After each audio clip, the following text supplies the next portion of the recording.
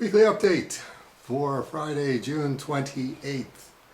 And we're going to deal with the pre-beat to hell postcards from hell with official off-White House backyard mud tracked across them and scuffed and battered. And now the final step. Remember, people paid extra for this. Shrine hunt!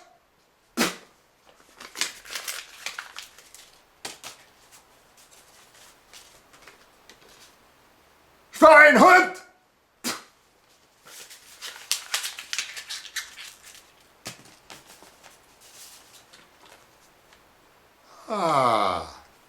The Samuel special treatment. Shrine hunt!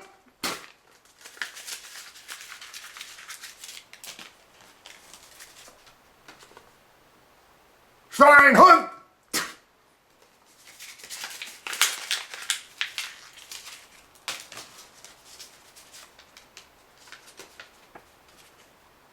Shrine hunt!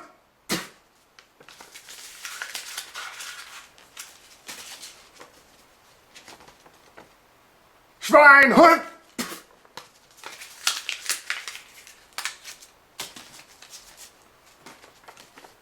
Shrine hunt!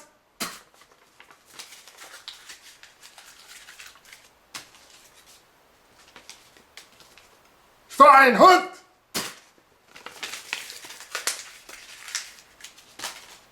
Okay, there you go, minute 46. And now we can move on to the art auction portion of our weekly update.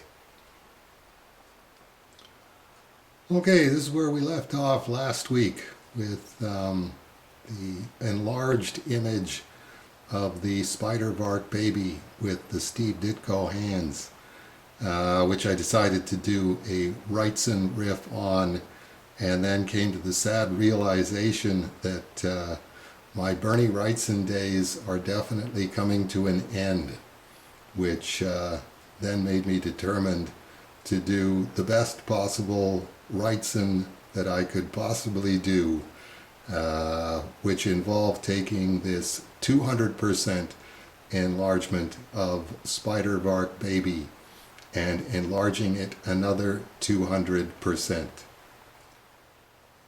The original idea was that he was sort of curled up in the crook of his mother's arm, which is why you can see the legs more clearly on the right side of the picture than you can on the left side. And I ended up changing my mind about that, as we will take a look. Okay, so this is the 200% enlargement, which then I started inking, and I've actually written on this one. This is from June 7th.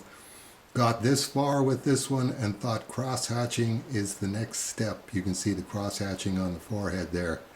I guess not, because I went from loving it to hating it immediately. So this was the exact point where I stopped working on this one. Just got some blue pencil on the face and adding in a hand in the bottom left and mapping out some of the shadows, and no, this is not what I'm doing, which then led to the next version, which was the next photocopied, and really hulking it up in the Bernie Wrightson end of things. You can see massive Steve Ditko hand shadows all over the place, and ended up putting sticking an Avery label over top of the arms in the bottom left, and let's actually do the arms / legs on that side of the figure as well. So this was really my tribute to Bernie Wrightson's tribute to Ghastly Graham Ingalls. They actually auctioned my favorite Ghastly Graham Ingalls cover, Haunt of Fear, number 21, the original artwork. at Heritage Auctions. I think it was earlier this year or last year. Anyway, just an absolutely amazing piece of artwork, and definitely you want to know where Bernie Wrightson's style came from. There's a lot of Ghastly Graham Ingalls in it. The closest I think that Wrightson ever got to doing his own Ghastly Graham Ingalls story was Ain't She Sweet in Bad Time Stories. And this is what I'm riffing on, is these amazing shadows. This is George haunted by the wife that he's murdered. And you can see the shadow of the rocking chair with the heart cut out of the back, projected onto the bed sheets where George is tossing and turning.